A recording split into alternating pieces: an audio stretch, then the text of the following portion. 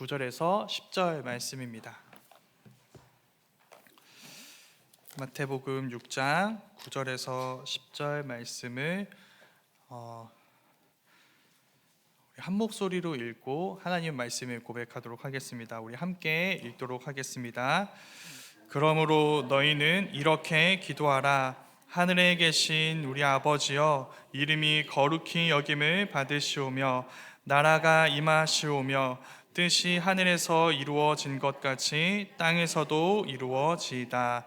아멘. 살아계신 하나님의 말씀입니다. 네, 우리 요리문답도 한번 읽어보도록 하겠습니다. 제가 문을 읽고 우리 성도님들이 답을 읽어주시면 되겠습니다. 제가 먼저 읽겠습니다. 하나님께서 우리 기도의 지침으로 주신 규칙은 무엇인가요? 하나님의 모든 말씀이 우리 기도의 지침으로 유용하지만 특별히 지시하신 규칙은 그리스도께서 그 제자들에게 가르쳐 주신 교회의 형식 곧 주기도문입니다. 아멘. 네, 올해 마지막 주일 오후 예배 시간입니다. 공교롭게도 오늘 말씀은 그 마지막이라는 시간과 좀 어울립니다. 보통 예배 마지막에 우리가 자주 고백하곤 하는 주기도문의 앞부분을 오늘 함께 나누게 됩니다. 자주 기도한 만큼 우리는 주기도문을 잘 알고 있다고 생각합니다. 하지만 우리가 이 자리에서 자주 경험하는 일입니다. 그런 말씀일수록 우리가 모르는 보화들이 많이 숨어 있습니다. 말씀을 주의 깊게 살펴보고 묵상함으로 그 보화들을 그냥 내버려 두지 않는 것, 우리에게 익숙하다는 이유로 묻어두었을지 모르는 그 아름다운 진리들을 발견하는 것이 우리의 사명을 넘어서 우리의 특권이라고 생각합니다. 이 시간이 그런 특권을 경험하는 시간이 되었으면 좋겠습니다. 이전에 한번 말씀드린 적이 있습니다. 기독교가 무엇인지 한눈에 볼 수 있는 세 가지 문서가 있습니다. 무엇일까요? 십계명, 사도신경, 주기도문입니다. 각각이 특징이 있고 의미가 있습니다. 십계명은 주로 삶에 대한 이야기입니다. 그리고 사도신경은 그 삶의 근거가 되는 믿음에 대한 이야기입니다. 그럼 주기도문은 무엇일까요? 그 믿음으로 사는 우리의 꿈, 비전, 소망에 대한 이야기입니다. 그러면 주기도문은 시제로 볼 때 과거, 현재, 미래 중에 어디에 해당하는 이야기일까요? 미래라고 할 수 있겠죠. 꿈이니까요. 소망이니까요. 비전이니까요. 그런데 미래라고만 할 수 없습니다.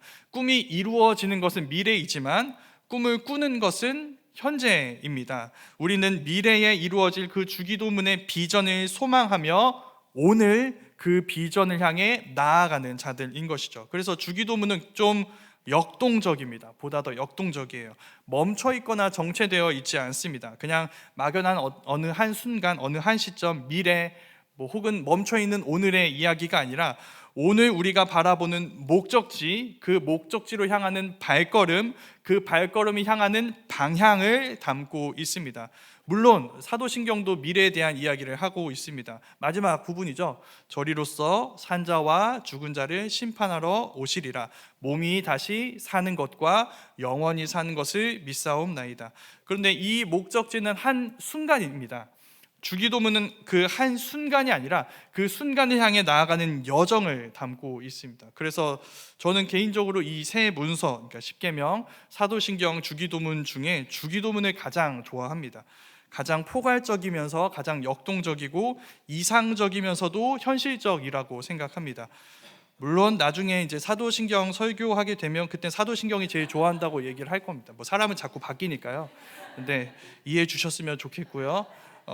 어쨌든 오늘은 우리가 제일 주기도문을 사랑한다는 생각으로 함께 말씀을 나눴으면 좋겠습니다. 먼저 성경 안에서 주기도문의 위치에 대해서 한번 이야기해 보고 싶습니다. 주기도문은 성경 말씀 중에 어느 위치에 있을까요? 오늘 우리가 읽은 것처럼 마태복음 6장 9절에서 13절 말씀에 있습니다. 자, 6장이 있습니다. 양 옆에는 5장과 7장이 있겠죠. 그럼 이 5장에서부터 7장은 어떤 내용일까요? 그 유명한 예수님의 산상수훈입니다. 자, 산상수훈은 무슨 내용인가? 간단하게 말씀을 드리면 산상수훈은 땅에서 하늘을 꿈꾸고 그 하늘을 살아가는 하나님 나라 백성들의 이야기입니다. 그래서 산상수훈은 그들이 이 하늘을 사는 사람들, 하나님의 백성들이 어떻게 살아가는지를 매우 명확하게 보여줍니다. 그 이야기를 보고 있으면 기분이 어떨까요? 굉장히 당혹스럽습니다. 솔직히 말도 안 되는 얘기거든요. 자, 살인하지 말라. 지키기 어려운 말씀인가요? 그렇게 어렵지 않은 말씀이죠? 아니요. 우린 다 살인한 자들입니다. 예수님 말씀에 따르면 형제를 미워하고 욕하는 자마다 살인한 자이기 때문이죠. 간음하지 말라. 우리 잘 지키고 있을까요? 아니요. 우린 다 간음한 자들입니다. 예수님이 말씀하셨습니다. 음욕을 품고 이성을 보는 자마다 다 간음한 자들입니다. 이해가 안 되시죠? 우리가 지금까지 들어온 도덕과 전혀 다릅니다. 무엇이 다를까요? 이 말씀을 지키는 영역이 다릅니다. 이 세상의 모든 윤리는 우리의 행동을 요구합니다. 이렇게 하면 돼, 이렇게 하면 안 돼. 그런데 산상수훈은 우리의 마음을 원합니다. 우리의 순종의 영역이 마음까지도 포함된다고 말하는 것이죠. 그래서 당황스럽습니다. 우리의 마음은 우리 마음대로 되지 않거든요. 하나님 너무 과한 걸 요구하시는 것 아닌가요? 네, 맞습니다. 하나님은 우리의 생각보다 많은 것을 요구하십니다. 우리의 외면을 넘어 내면을 요구하십니다.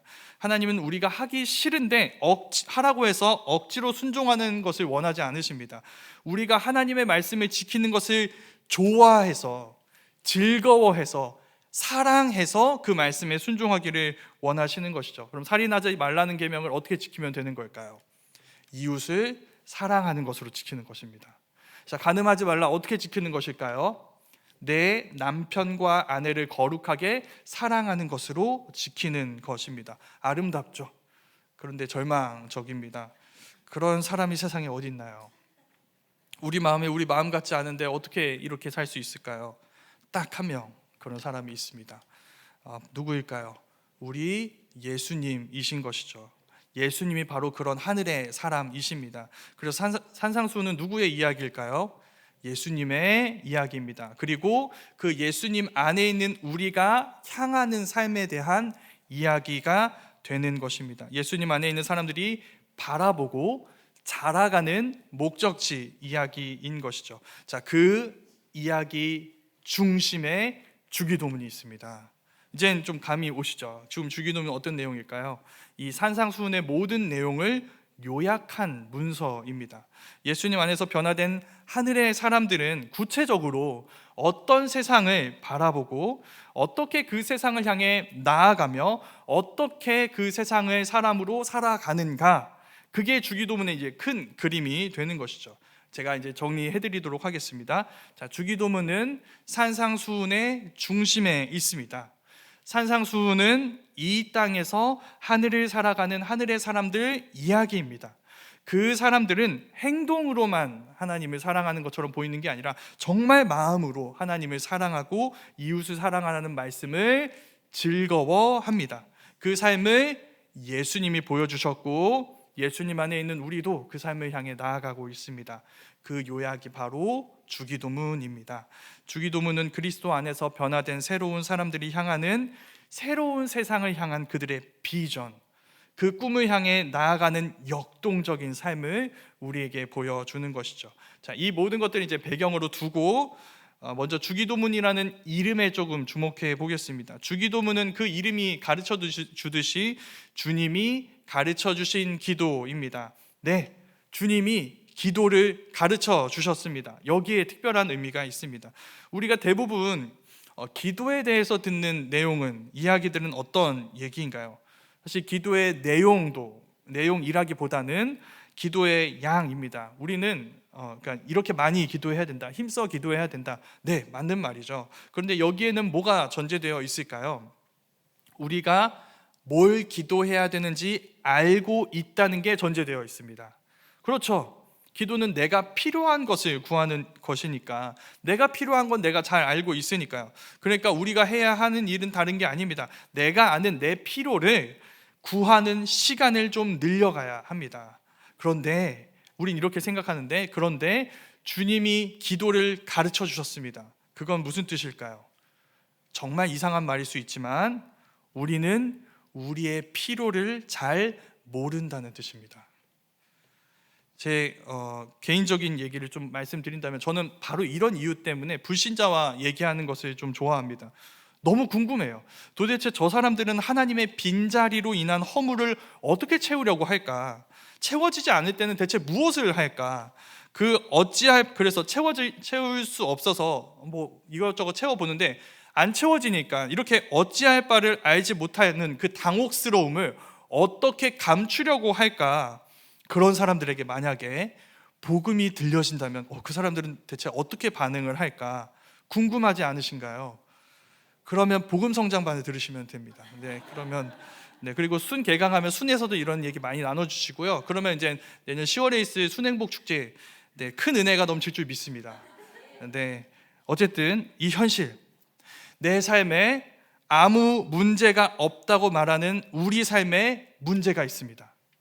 난 만족해, 나는 부족한 게 아무것도 없어 라고 말하는 우리의 영혼은 굶주려 가는 중일 수 있습니다.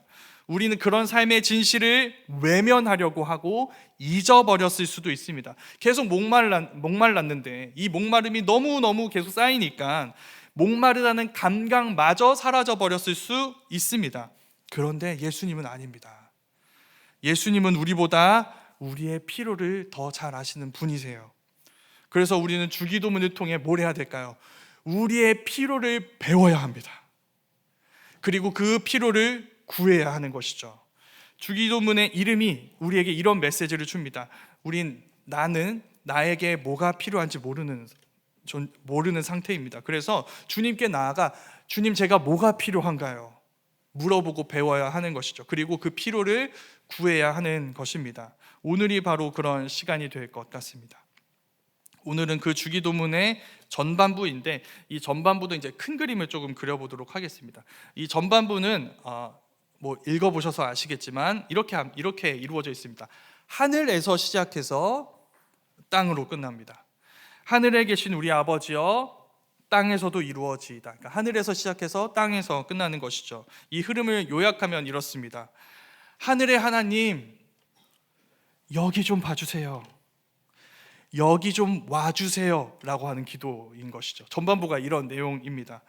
이 기도가 이루어질 수 있는 이유에 대해서 주기도문의 첫 번째 문장이 이렇게 이야기합니다. 우린 하나님을 하늘에 계신 우리 아버지여 라고 부를 수 있습니다. 그래서 이 기도가 가능한 것이죠.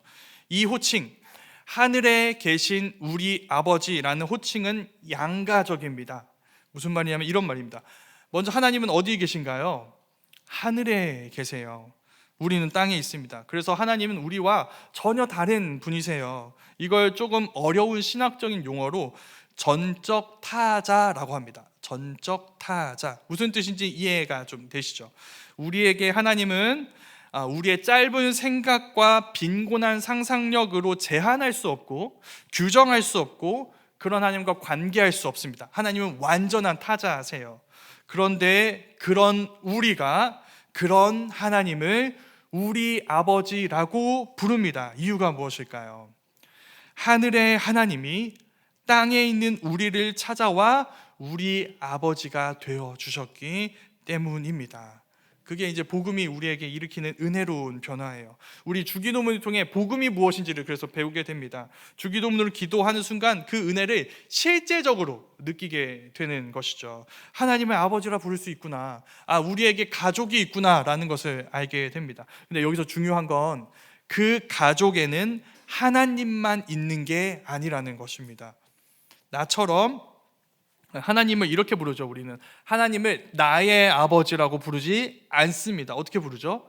우리 아버지라고 부릅니다. 그 말은 나처럼 하나님을 아버지라 부르는 우리가 있다는 뜻입니다. 다른 사람들이 있다는 뜻이죠. 그들은 누구일까요? 지금 우리 옆에 있는 성도님들만이 아닙니다. 지구 반대편에 있는 우리가 얼굴도 이름도 모르는 우리와 언어도 다르고 국적도 다르고 생각도 다른 사는 곳만 다른 게 아니라 심지어 사는 시대까지 다른 심지어 생사 여부도 다른 수많은 믿음의 사람들이 우리의 가족입니다. 예수님 안에서 우리의 가족입니다.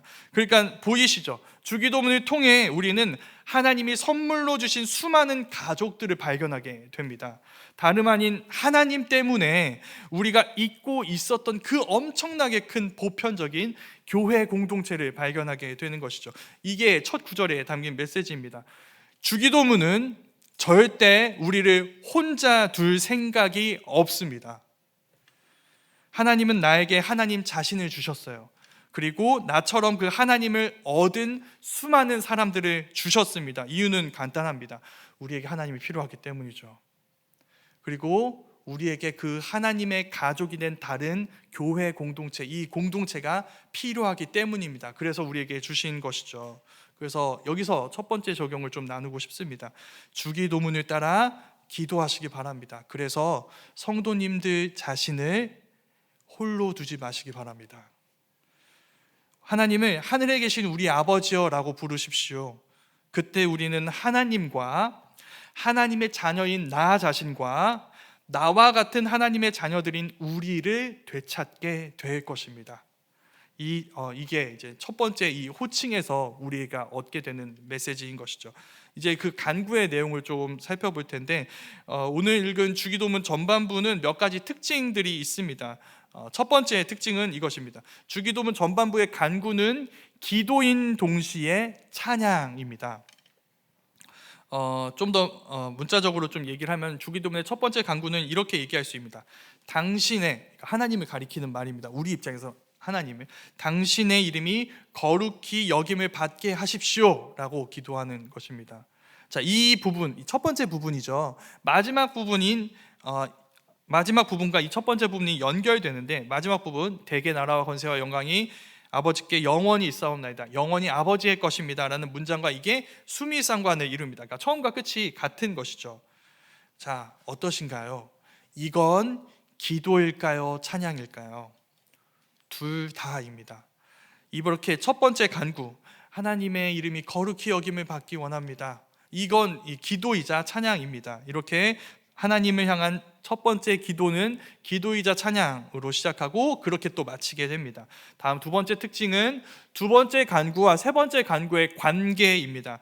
자, 두 번째 간구는 무엇인가요? 하나님의 나라가 이 땅에 오게 해 주십시오, 이 기도입니다.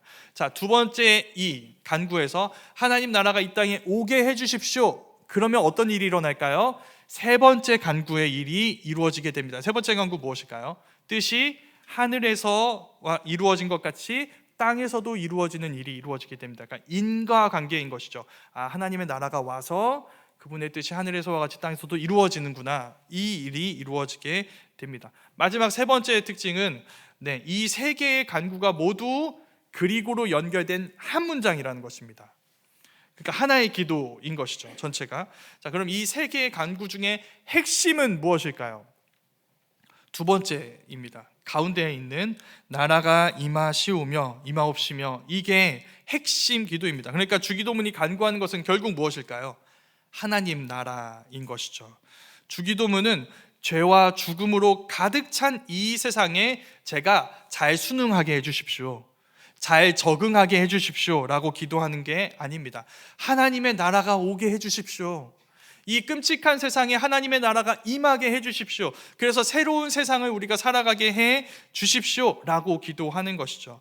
그러니까 하나님의 나라가 이 땅에 임해서 우리가 목격하는 도무지 적응할 수 없고 무감각하게 여길 수 없는 그 온갖 악함과 고통들, 그 끝에 있는 죄와 죽음으로 가득 찬 이 끔찍한 세상이 끝나기를 소망하는 것입니다.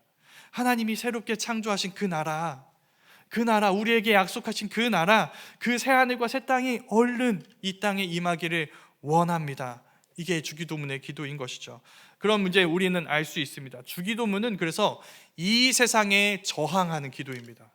그러니까 이 세상에서 잘 살게 해주십시오가 아니라 이 세상에 저항하며 하나님의 나라를 바라고 그 나라 백성으로 살기 원하는 이들의 간구가 되는 것이죠.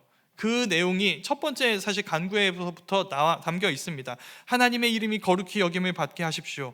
자, 하나님의 이름이라는 이 단어가 나옵니다. 이 기도가 직접적으로 겨냥하고 있는 성경에 어떤 특별한 사건이 있습니다. 어떤 사건일까요?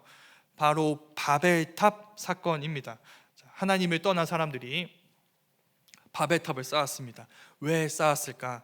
이렇게 이야기합니다. 하나님의 이름을 지우기 위해서입니다.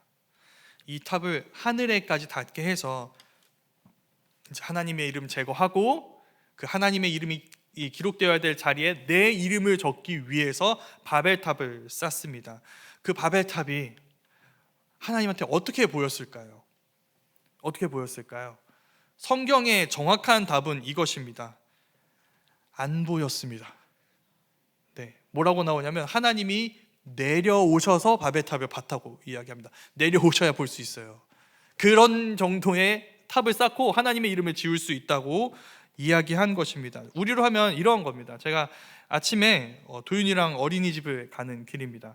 아파트 대리석 복도에 까만 점 하나가 보입니다. 뭔가 하고 봤더니 개미 한 마리가 서 있어요. 평소라면 그냥 지나칠 수 있는데 도윤이는 지나치지 않습니다. 그럴 나이죠. 그래서 이렇게 쪼그려 앉아서 개미를 이렇게 들여다보고 있는 거예요. 그래서 저도 어쩔 수 없이 앉게 됩니다. 그리고 개미를 봤더니 그때 새로운 사실 하나를 알게 됩니다. 개미의 이 양 앞발에 권투 글러브가 이렇게 껴있는 것이죠. 그리고 얘가 스텝을 밟습니다. 스텝을 밟고 섀도우 복싱을 하더니 저를 보고 이렇게 들어오라고 이렇게. 네, 어떻게 생각하시나요? 귀엽죠. 네, 귀엽고 말도 안 되는 일인데 이 개미 입장에서 보면은 그냥 귀여운 일은 아닙니다. 무모한 일이에요.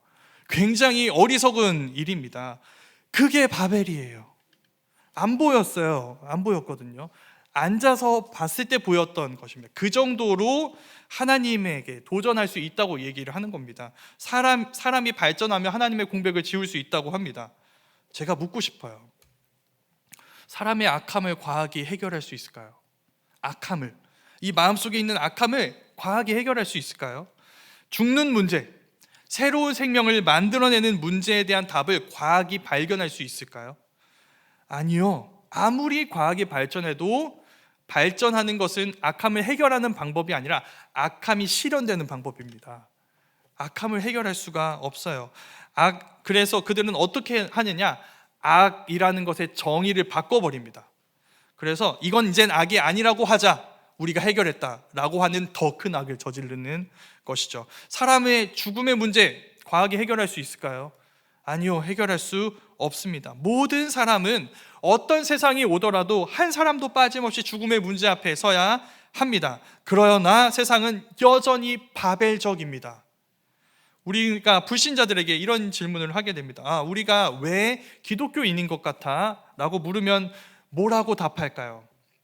넌 나약하니까, 이렇게 답합니다. 넌 나약하니까, 넌 나만큼 못 버니까, 잘 나가지 않으니까, 심신이 미약하니까, 누구에게 내세울 만한 것이 아무것도 없으니까 기독교인인 거야. 난 하나님 따윈 필요하지 않아. 난 너랑 다르니까 내가 나 스스로를 책임질 수 있어. 내가 나의 하나님 노릇할 수 있어. 이런 세상에 대해서 제가 본 한 신학자의 표현에 따르면 이렇게 표현합니다. 이런 세상은 어떤 세상이냐? 무신론이 거의 우리의 숨쉬는 공기가 되어버린 세상입니다. 그게 가득 채우고 있습니다. 세상을. 너무 당연한 것이 되어버렸어요. 이 세상 사람들한테 이제 살아가는 목적이 뭐예요? 이유가 뭐예요? 물으면은 굉장히 다양한 답변이 올 것입니다. 그런데 그 모든 답변들의 공통점은 이것입니다. 이 모든 것이 하나님이 없어도 되는 이유가 되는 세상입니다. 내가 돈을 많이 벌어서 하나님 필요하지 않은 세상을 꿈꾸는 것이죠. 내가 유명해져서 하나님이 굳이 의지할 필요가 없는 세상을 꿈꾸는 것입니다. 그래서 하나님 없이 잘 사는 세상을 만들기 위해 그들은 끊임없이 노력합니다. 열심히 탑을 쌓는 것이죠. 사회적 인정이라는 탑, 돈이라는 탑, 그건 탑들을 쌓아서 하나님의 이름을 지울 수 있다고, 거기에 내 이름을 적을 수 있다고, 그 바벨이 내 삶의 목적이라고 이야기하는 것입니다. 주기도문은 거기에 아니오라고 이야기합니다. 이 세상에 거룩히 여김을 받아야 되는 유일한 이름은 하나님 아버지, 오직 그 이름뿐입니다. 그 고백을 따라 우리는 하나님의 이름을 지우는 세상 속에서 하나님의 이름을 남기기 위해, 그 이름이 거룩히 여김을 받게 하기 위해 살아가는 것이죠. 우리의 입술로, 믿음의 삶으로, 언제나 착해 보이는 삶일 수도 있지만 때로는 지혜로운 저항과 충돌로 우리는 하나님의 이름을 높이고 빛나게 하고 거룩히 여김을 받게 하기 위해 살아갑니다. 그 갈망과 삶이 이 첫 번째 간구에 담겨 있는 것이죠. 이름이 거룩히 여김을 받으시옵소서. 그 일이 실현되는 나라가 두 번째 간구에 나오는 그 하나님 나라, 그 나라가 임하옵시며입니다. 그 나라, 하나님의 나라는 구체적으로 어떤 세상일까요? 핵심은 하나님의 통치입니다. 하나님의 통치가 실현되는 세상이 하나님 나라입니다. 그 나라가 온다는 것은 무슨 뜻일까요? 심판을 의미합니다. 그 나라가 오면 하나님의 권세에 맞서던 모든 악한 권세들이 다 무너지게 될 것입니다. 그 권세 아래서 이루어진 모든 잘못된 일들이 하나님의 뜻대로 바로 잡힐 것입니다. 말 그대로 이 세상이 새롭게 창조된 세상이 될 것입니다. 그게 하나님 나라인 것이죠. 그리고 성경 전체가 사실 그 나라에 대한 이야기입니다. 사람이 범죄한 그 선악과 앞에서부터 하나님은 뱀의 머리를 부수겠다고 약속하셨습니다. 그 여인의 후손을 약속하셨습니다. 그 여인의 후손, 그 왕이 다윗의 후손을 통해 와서 그 왕이 하나님 나라를 세우고 하나님의 백성들을 구원할 거라고 약속하셨습니다. 그 왕을 가리키는 말이 메시아인 것이죠. 그리스도인 것입니다. 자, 이스라엘 백성들이 그 메시아를 기다린다고 말했습니다. 자신들이 그 나라를 기다리고 있다고, 그 메시아가 가져올 하나님 나라를 기다리고 있다고 생각했습니다. 그리고 하나님이 그들에게 정말 약속대로 메시아를 보내주셨어요. 천사들이 목자들에게 전해준 소식처럼 예수님이 메시아로, 그리스도로 오셨습니다. 그리고 예수님이 그 메시아라는 사실을 드러내셨어요. 그 모든 죄에 짓눌려 귀신의 지배 아래 있는 이들을 그 귀신으로부터 자유하게 하셨습니다. 죽음의 그림자와 같은 질병에 걸린 이들, 그걸로 고통스러워하는 이들, 그 죽음의 권세에서 자유하게 하셨습니다. 아, 저분이구나. 죄와 죽음의 권세에서 우리를 구원해 하나님 나라를 우리에게 주실 그분이 바로 저 메시아 예수 그리스도시구나 라고 보여주셨습니다. 자, 거기에 대한 이스라엘의 대답이 무엇이었을까요? 경배해야겠죠. 근데 그들은 십자가로 대답합니다. 십자가에 못 박으라. 왜일까요? 그들이 기다리고 있다고 생각했던 그 하나님의 나라는 사실 하나님의 나라가 아니라 그들만의 천국이었기 때문입니다. 이를 위해서라면 예수님 죽어주셔야 되거든요. 그래서 죽어야 한다고 얘기하고 실제로 죽음으로 몰고 간 것입니다. 무서운 일이죠. 내가 메시아를 기다리고 있다라고 말한 사람들이 메시아를 죽였습니다. 그들은 메시아를 원한다고 말했지만 누구보다 메시아를 원하지 않는 사람들입니다. 무서운 건 우리도 그럴 수 있다는 것입니다. 우리의 기도에 이 주기도문의 간구, 나라가 임하옵시며가 없다면 우린 이 이스라엘과 같습니다. 우린 지금 하나님께 열심히 기도하며 우리의 세상을 이루어 달라고, 하나님의 나라가 아니라 우리만의 세상을 이루어 달라고 기도하는 중일 수도 있는 것입니다. 하나님, 제 인생에 빠져주시기를 간구합니다라고 기도할 수 있는 것입니다. 제 뜻이 이루어지게 해주십시오, 제 간구대로 움직여 주십시오가 그런 기도만 있다면 우리는 이 이스라엘 백성과 같아지는 것입니다. 근데 그 외침이 이루어집니다. 십자가에서 절규하는 예수님의 목소리는 안 들으셨거든요. 그런데 십자가에 못 박으라고 했던 그 목소리는 하나님이 들으셨습니다. 그래서 십자가에 달려 죽임을 당하십니다. 예수님이 십자가에 달려 죽으세요. 그런데 그 죽음으로 죄와 죽음의 권세가 완전히 무너지게 됩니다. 예수님은 죄를 짊어지신 채 자기 몸을 깨뜨리셔서 죄와 죽음의 권세, 이 권세가 지배하고 있는 이 세상을 새롭게 하시는 일을 거기서 시작하셨습니다. 그 죽음으로 죄와 죽음의 권세를 무너뜨리셨어요. 그 죽음으로 부활로 나아가셔서 하늘에 올라 예수님은 하나님 보좌 우편에서 다스리고 계십니다. 왕이 되셨어요. 왕의 자리에 앉으셔서 하나님 나라를 우리에게 시작하신 것이죠. 그 예수님을 메시아로 고백할 때 우리에게 무슨 일이 일어나는가? 여러 가지 변화들이 일어납니다. 우린 그 변화에 대해 잘 알고 있습니다. 이제 우리는 죄에 휘둘리는 자로 살아가지 않습니다. 주님의 말씀에 좌우되는 사람으로 살아가는 것입니다. 그래서 새로운 기도를 하게 됩니다. 그 기도가 무엇일까요? 주기도문입니다. 우린 예수님이 기도하셨던 것처럼 나의 원대로가 아니라 아버지의 원대로 되기를 기도합니다. 혹 그 뜻이 우리에게 가혹해 보인다 할지라도 우린 하나님을 신뢰하고 사랑함으로 그 말씀에 순종합니다. 그래서 여기서 미리 하나님의 뜻이 우리에게 또 우리를 통해 이루어지는 하나님의 나라를 경험하게 됩니다. 주기도문을 통해 주기도문으로 기도하고 그 기도를 살아감으로 말이죠. 그래서 주기도문은 단순히 예수님이 가르쳐 주신 기도만이 아닙니다. 예수님이 가능하게 하신 기도가 되는 것이죠. 그래서 우리는 그 하나님이 우리에게 주신 은혜를 누리며 하나님이 이렇게까지 우리와 함께하고 싶으셨다는 것을, 자신을 주고 싶으셨고 그분의 나라를 주기 원하셨다는 열망을 함께 품게 됩니다. 주님, 저도 주님과 함께하기 원합니다. 주님의 나라를 살아가기 원합니다. 그 나라가 이 땅 가운데 이루어지는 것을 원합니다. 그 나라의 백성으로, 그 나라의 일꾼으로 살아가게 하여 주옵소서. 그 열망을 우리가 주님과 함께 품을 수 있었으면 좋겠습니다. 그게 오늘 말씀의 결론입니다. 우리 모두 주기도문을 회복합시다. 예수님이 가르쳐 주신 것을 넘어 가능하게 하신 그 기도로 하나님께 나아갈 수 있었으면 좋겠습니다. 그래서 하나님을 되찾고 우리를 되찾을 수 있기를 간절히 소망합니다. 그래서 함께 하나님을 지우는 세상 속에서 우리는 하나님의 이름을 남기고 빛나게 하고 죄에서 돌이켜 예수님을 따라가며 함께 하나님께 순종하는, 하나님의 뜻이 이루어지게 하는 하나님의 나라를 누리고 전하는 우리 모두가 될 수 있기를 주님의 이름으로 축원합니다. 우리 이 시간